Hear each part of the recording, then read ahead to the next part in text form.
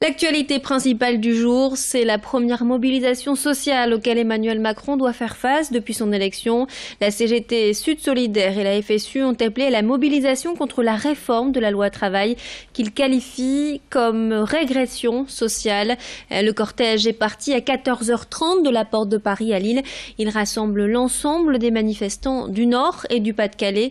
Au sein du cortège, des cheminots, enseignants territoriaux ou encore agents de Pôle emploi, ainsi que des salariés du secteur privé et indépendant.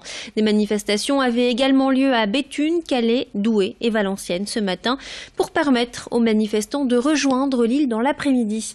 Alexis Tessier et Vincent Vieillard étaient dans le cortège en début d'après-midi et ont interviewé Adrien Quatennens, l'un des leaders de la France Insoumise. On écoute. Dernière question, vous l'avez dit, donc c'est pas vous les fainéants, c'est Emmanuel Macron.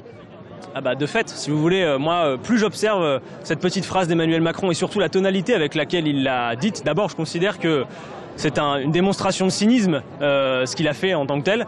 Et puis oui, je veux dire, il y a une fainéantise intellectuelle à poursuivre des politiques qui sont les mêmes. Il y a une continuité profonde. Et finalement, ce qu'explique le déclin d'Emmanuel Macron, c'est que ça se voit plus vite que les politiques qu'il mène ne renouvellent rien. Bien sûr, le casting a changé, les costumes aussi. Mais le scénario reste inlassablement le même. Et donc, les mêmes politiques pour les mêmes effets.